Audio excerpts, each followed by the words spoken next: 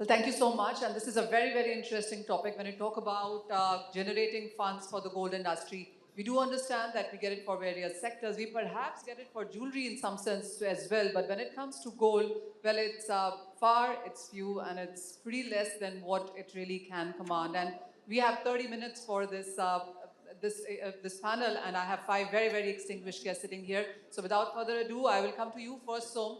And you've been associated with the industry for way too long. And I remember having this conversation with you perhaps a couple of years ago, if you still remember. And we talked about GMS on how and why it hasn't worked. And since then, we've seen sovereign gold bonds, and that also has been dismissed. What is it? How would you take an overview of when it comes to funds for gold industry? See, when we look at funds for the gold industry, clearly, many of these, I'm now going more into the bullion side of it, because jewelry side, we know they are having working capital and things like that. When it comes to the bullion trade, I'm sure Avdani will add in as well. There are a lot of restrictions about funding this part. And we don't find as many of them being supported by the banks, etc. So options are limited.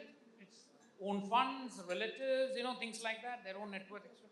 I think time has come now with lots of things happening in bullion. Risks have been eliminated. Therefore, it is time for this industry to actually seek out the corporate market, the bonds. And for that, obviously, you need a certain amount of goodwill, trust that, bullion is not going to disappear. And I think from all that we discussed, we now have, we have traceability, we have responsible sourcing. I think there is a proper approach to be made so that the banks get a lot more comfortable and the regulator gets comfortable with the banks funding this industry. That is what I would start with.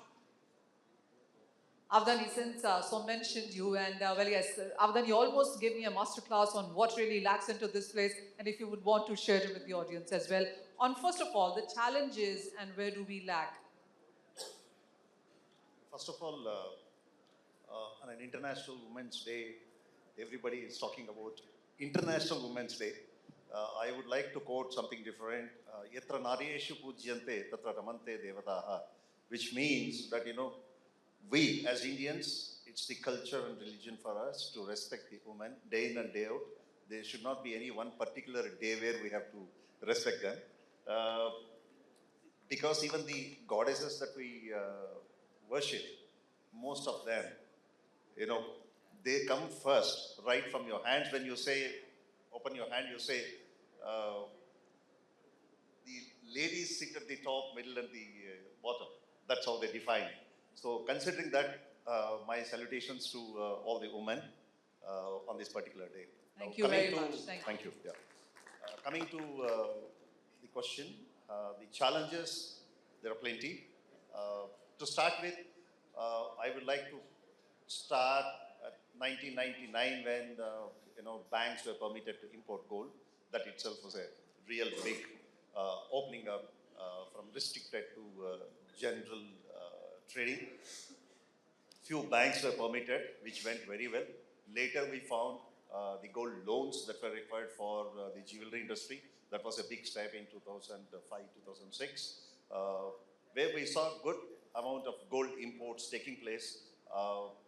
2013, we saw the CAD having a negative impact, because of which certain restrictions had to be brought in, and that was a necessity at that time because it was crossing more than 1,000 tons. Later, we found certain organized way of bringing metal imports into the country by giving the ways to other sectors, like refineries were permitted to import gold. Now we have IIBX, which is permitted to import gold for the domestic market as well as export purpose, etc. These are certain good changes that have taken place, which I think that it will continue to happen. As far as the challenges are concerned, there are certain challenges as a banker. First of all, I'm actually representing an international bank, not much of the domestic ones, but still, being an ex-domestic banker, I can say that there are plenty to do, various areas. Let's take an international bank. is a true bullion banker compared to the Indian bullion banker. We cannot call him as a bullion banker because the word itself given to them is a nominated bank. He is only a nominated bank, nominated to import gold. So he is not a true bullion banker. He is permitted to only import gold and not trade gold. There is a lot of difference. You can only import gold, meaning you are actually acting as an agent represented by Reserve Bank of India. So you cannot trade. Internationally, if you see, you have the accounts opened for maintaining the ounces in the account. You can have in the form of savings account. You can have in the form of deposit account, earning some interest in ounces, etc., which we don't find in India as of now. Considering something like 25-30,000 tons of gold which is available, there must be a way to bring in to the circulation, not distorting or not changing the design of the jewelry or melting the jewelry. Otherwise, the husband is thrown out if he takes the metal into the bank for financing it. I totally agree. But there is a way where government should look at bringing that gold into circulation through Reserve Bank of India, where bankers can act as, instead of keeping it in the safe deposit locker, let that be treated as the base for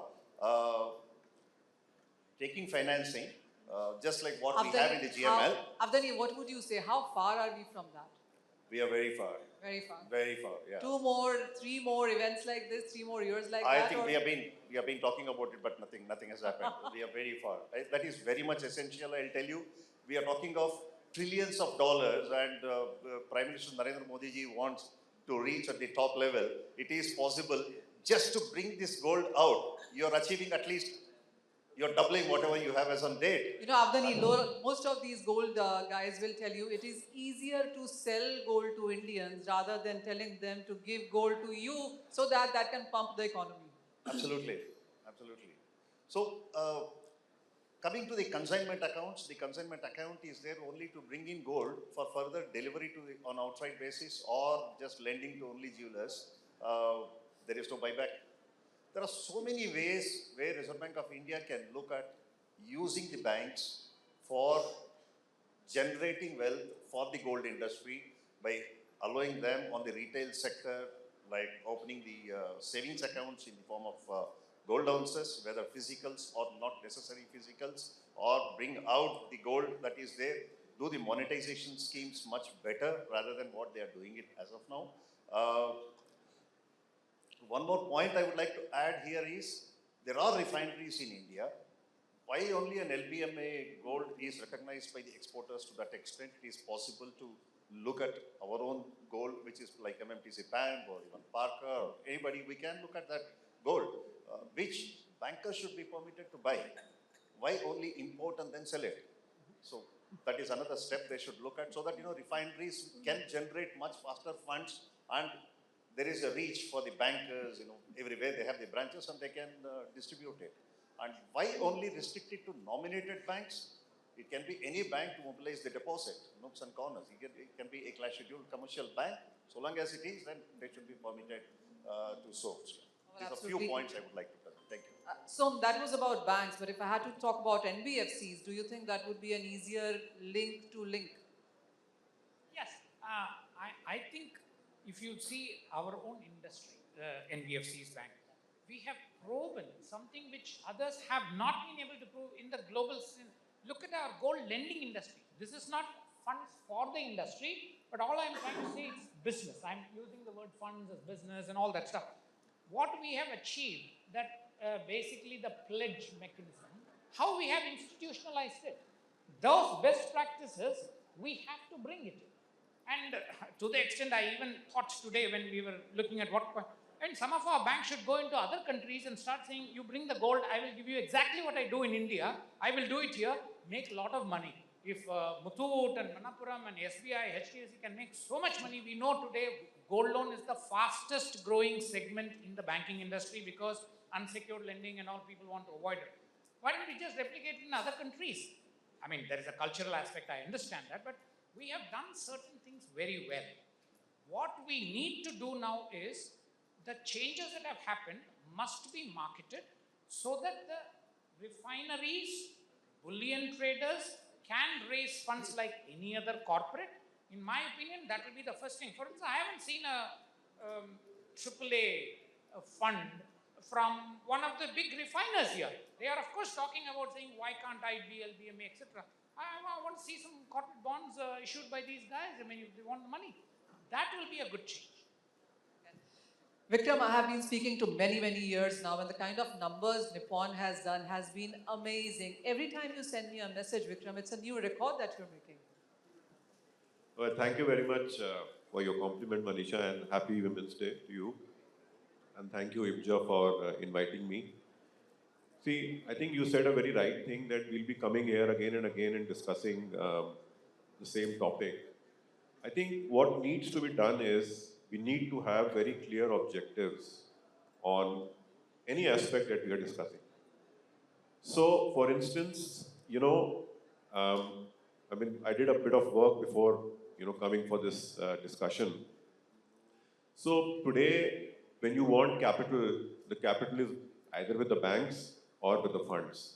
So we all know mutual funds have got 60, 70 lakh crores.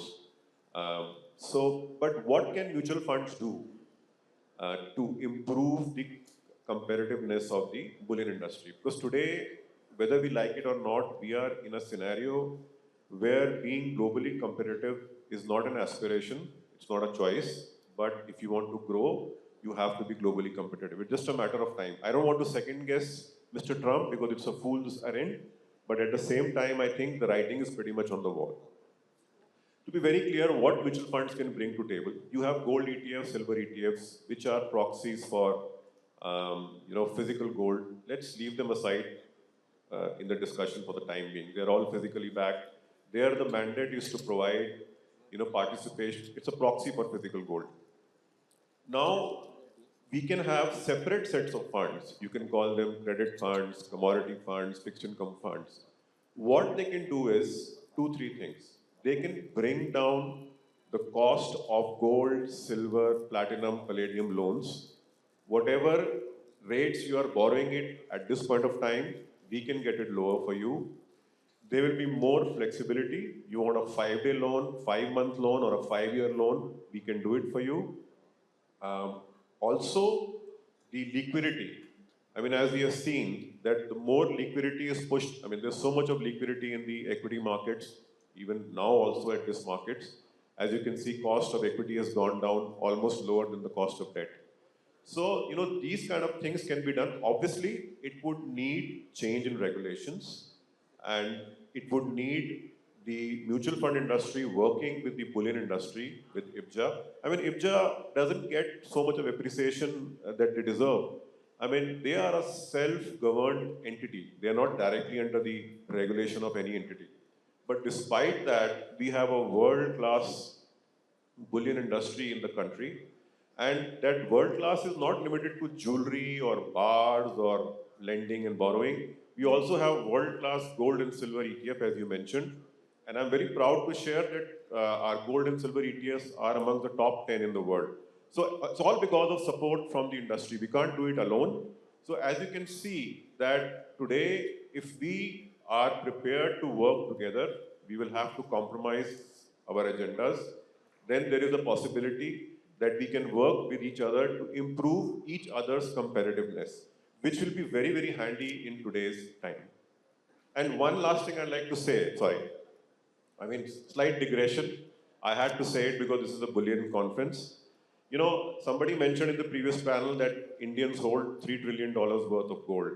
In a very lighter way, past 1 year returns on gold are about 30-40%, which has added about $1 trillion to the household net worth. It has offset the $1 trillion losses in the stock markets. So I take it in a lighter way. Oh, well, absolutely. This has been said actually in the last 3 months. If you saw the equity markets, the kind of losses that they've made, if that was the only thing that you were holding in your portfolio, you perhaps were in a huge negative. The only saving grace in most of the portfolios has been gold, quite clearly that. Mr. Surana, to you then, and when it comes to generating income in gold, funding here, what are the challenges that you have come across? Thanks, Manisha. See, I tell you, after this liberation and after digitalization and having a lots improvement in the corporate governance, I think there is a time where we have seen that a lot of fundraising strategy has already been in place. So I'll talk you something inside about the capital market, how we can raise the fund for the industry basically. There are two ways basically. If I say there are 7 ways to raise the capital on the private as well as the public. In the private, if you see there are 2 ways. One is that you can raise the capital. Of course, all is depend upon which stage you are, what type of the business plan you have, what kind of the risk you can take, and what kind of the investor you can secure. Because depend upon your business plan and the risk, the investors are coming. So let me take you to the private sector. In the private, say for example, there are 2 ways. One is the venture capital, the other is the growth capital. For the venture capital, like I'll give you one example, the Blue Stone. You have the ideas for the e-com, you have the ideas for online selling. They have bought this industry altogether different pattern, and they have raised multiple times. They have raised the capital, almost more than 7, 8 private round they have did. Of course, they have filed the IPO just now. They started this raising the capital in 2011. For the last 10 years, they have raised the capital in the 7 to 8 round basically.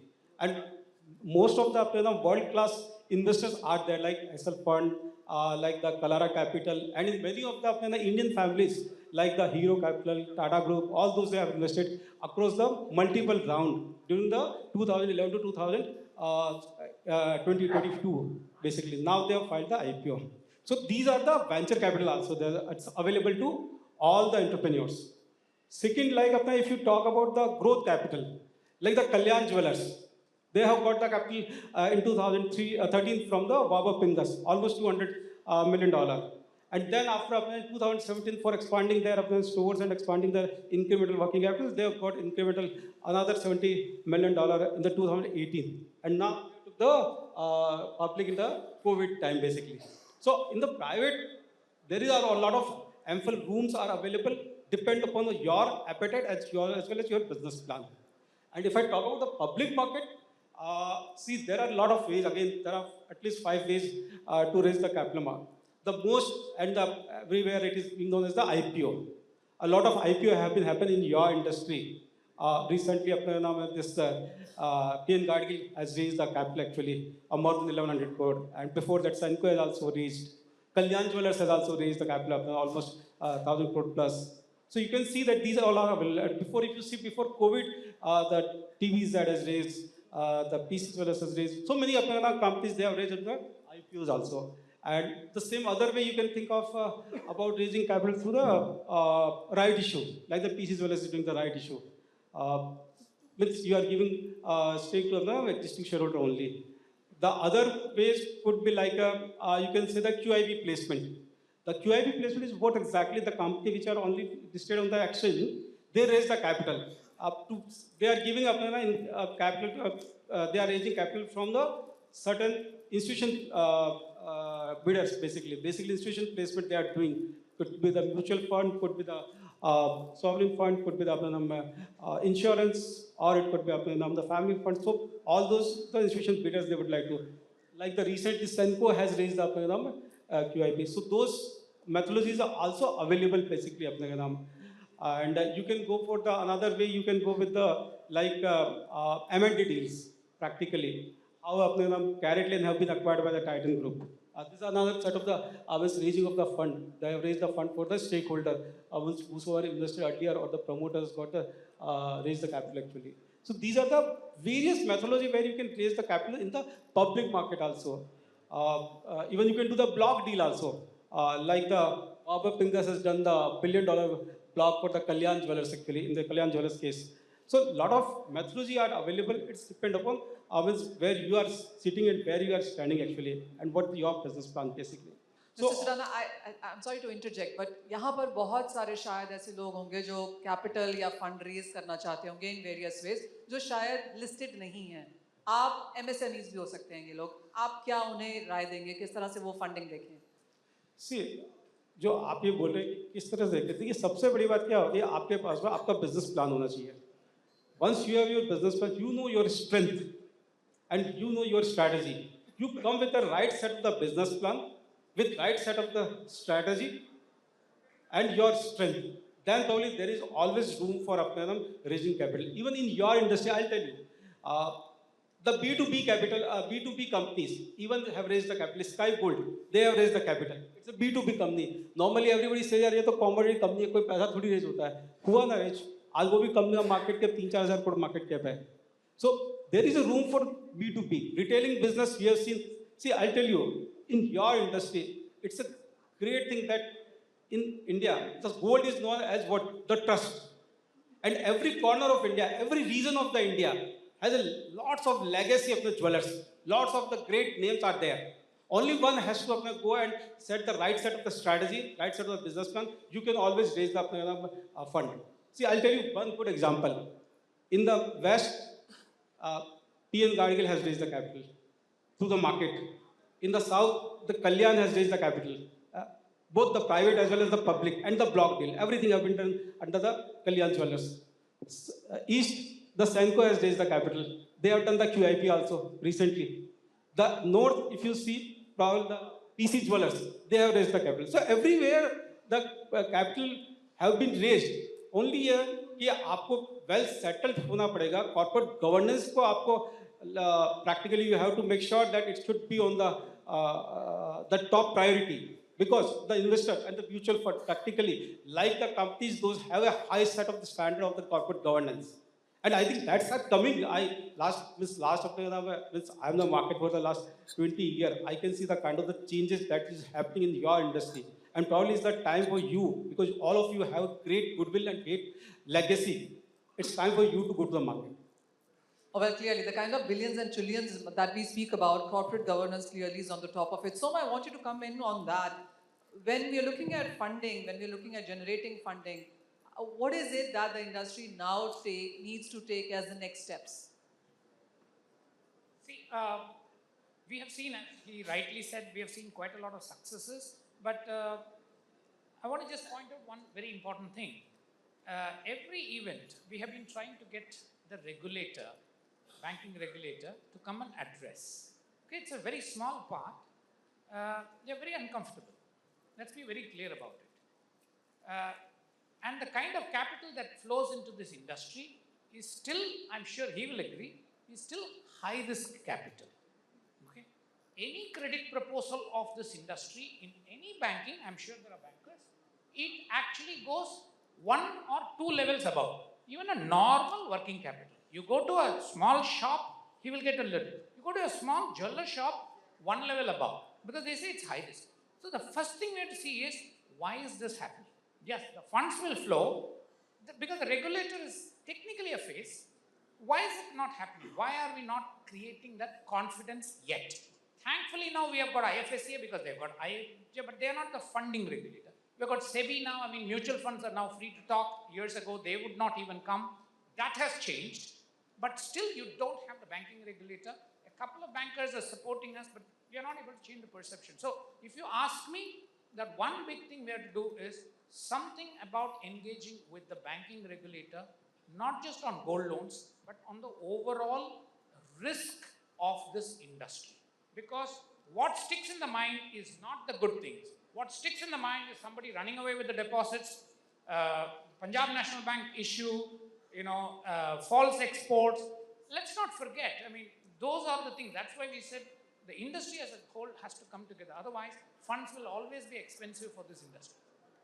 Chintan, to you then, and high risk continues to be high risk, as Som put it. It's not so bad right now, but are we out of the woods? Maybe no. Manisha, I would just like to put it this way.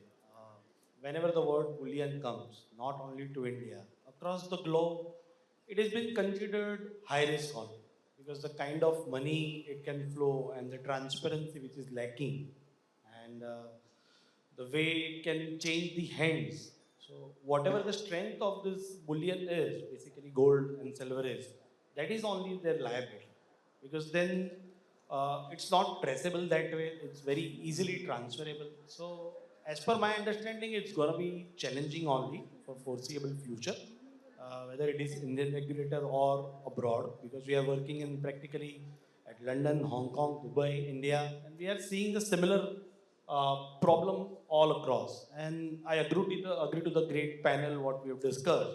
But my opinion is biggest funding providers are banks across the globe. But with Indian regulation, that is out of the question. So I think, and we have spoken a lot about the jewelry industry, but if I talk about bullion and about the working capital, and with full awareness that it's not going to come from the uh, likes of banks or mutual fund, I think the private money and the route of IPO is the two way what I would like to elaborate on. And I think for that you need three T's, you know, trust, transparency, and teamwork, through which I think we can create a corporate governance and we can go to public by the way of NCDs, by taking the appropriate rating, by doing marketing debentures. Whereas we go and publicize to people, look, we are not speculating, we are not doing anything wrong, we are not doing anything illegal. This is a pure trading business. Trading entities also get PE of 10, which are when they are getting listed, you know. And we need working capital so that we can grow our volume, so that automatically even though the GP is less, but the ROE would be infinite, because either bullion guys are having their bank balance with them or they have a gold with them. So risk is pretty low. Still, they are able to generate phenomenal amount of revenue for themselves, as well as the industry, as well as the exchequer. So, as per my understanding, we should look innovative, and we have done so. Manisha, I can proudly say that at ABench we have done so. We have raised the entity funds by showing that this is what we do, this is how we trade, and this is my capital. I'm already pouring into it, and the only way I can raise this business is by getting a funding. So we have raised MLDs, and we are in a process of getting ratings from the ICRAs and the CRISIL of the world. And once we get that, we would like to explore the market of NCD, and we already got listed. So that way also, we are God is kind enough, and we got our funding. So what I would like to summarize is it is not required to make losses in and run behind the valuation. You know, if you keep on making money every year, your book value of the company goes up. And there are people in the industry, there are people in the world who wanted to pay you on your book value. Okay? And when, say for an example, if you just get the two of your book value, still it is a decent amount to raise in the industry. And the kind of business globally you can do it sitting in India and having this understanding in today's world, with the way doors are opening, I think sky is the limit. So I think rather than waiting for regulator to allow us and just depend upon that regulated money, I guess there are innovative ways, and we should bank upon that first. आप लोग जो यहाँ पर बैठे हैं, आपको लगता है इंडिया में funding specially for this sector is gone better, easy हो गया या अभी भी उतना ही डिफिकल्ट है?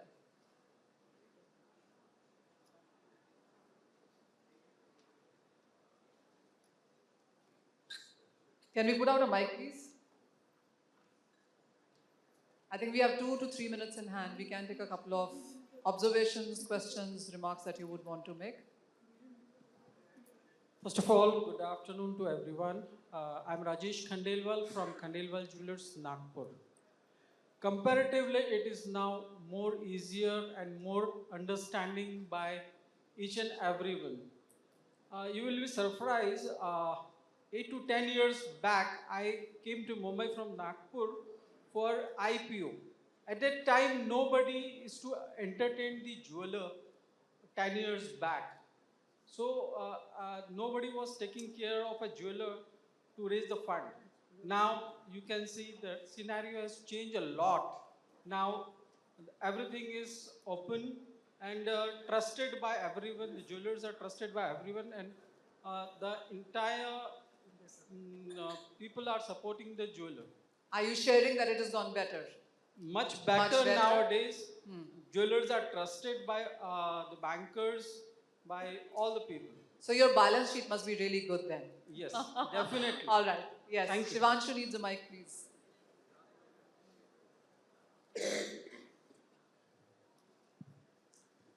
Thanks, Manisha. See, I am not talking about the working capital funding, but there's an important related point which is well said here. It is that, on MCX, your risk management requirements, which is margin basically, your margin Shivanshu, can can't be be funded. pitching the exchange sitting there.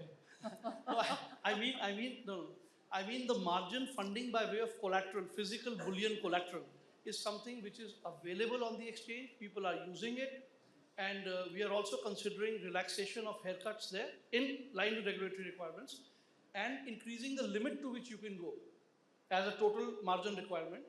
So right now it is 100 crores, and while there is no provision to lend bullion freely in the country, but here, because it's for risk management, it is available, and I think more and more people should start using this. This is what I want to say.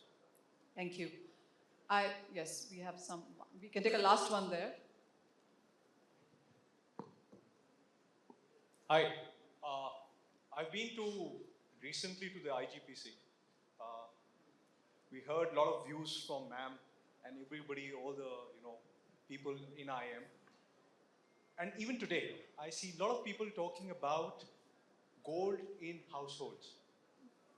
This is something that we've been working on, and I see that the industry is still so resistant to change. I think somewhere we also need to talk about this important aspect of 25,000 tons, 30,000 tons.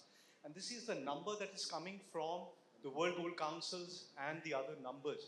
In India, we all know this number is going to be very, very high. It's going to be maybe 50,000 tons, 70,000 tons. We don't know.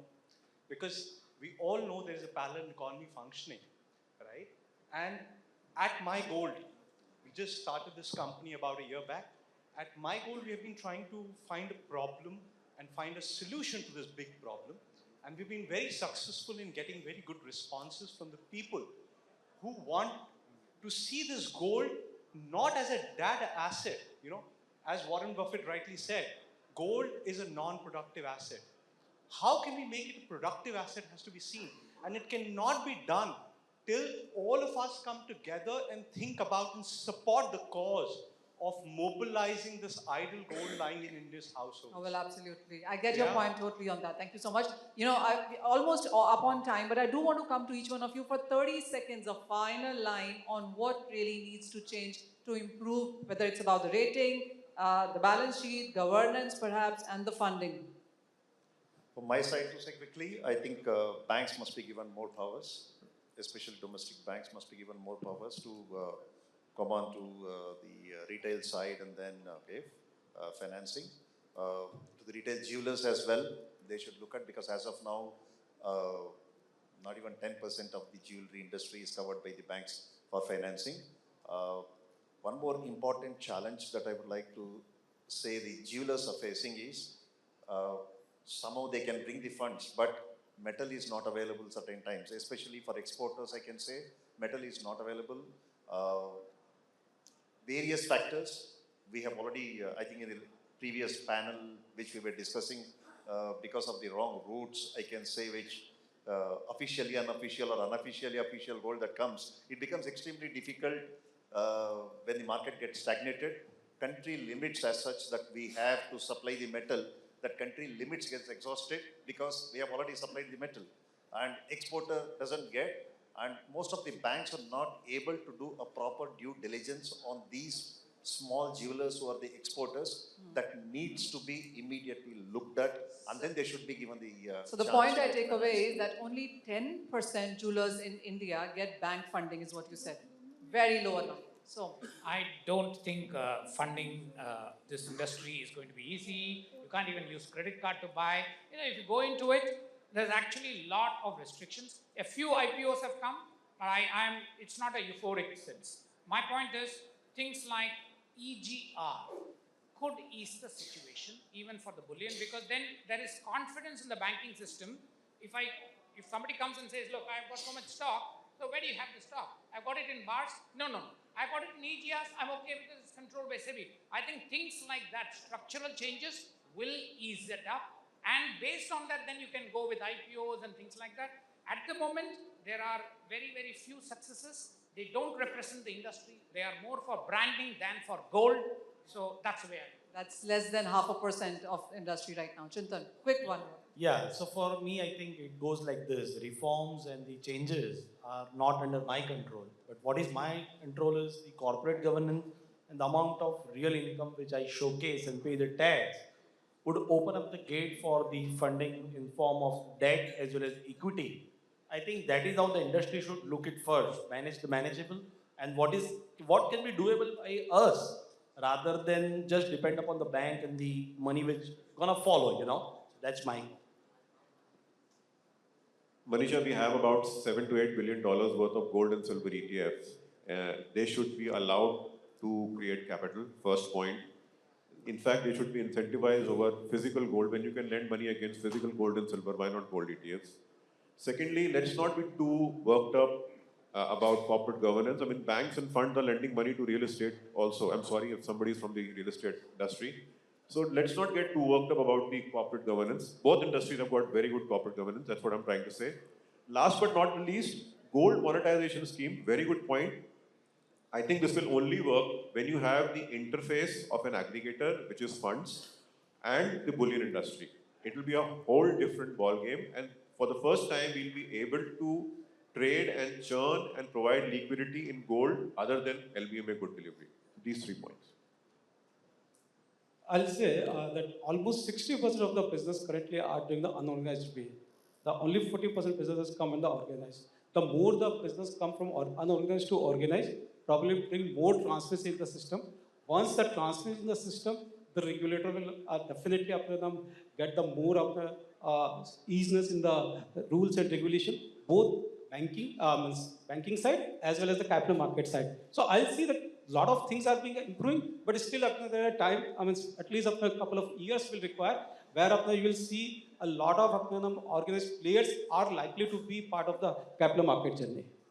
Well, this has been an amazing panel by far. जैसा कि कहा गया कि सिर्फ 10% jewellers को as of now bank loans मिलते हैं, capital governance करने की ज़रूरत है. कुछ IPOs हमने आते हुए देखे हैं, लेकिन क्या वो पूरी इंडस्ट्री को दर्शाते हैं? शायद नहीं. 10 साल पहले हालत खराब थी, आज बेटर है, लेकिन क्या बहुत बेटर है? शायद नहीं. तो काफ़ी सारे सवाल हैं, काफ़ी कुछ करने की यहाँ पर ज़रूरत भी है. आप कुछ कहना चाहते हैं? I think my time is up. Surendra जी मेरे पीछे ही खड़े होंगे शायद. We can take that offline. Thank you. We can take it off.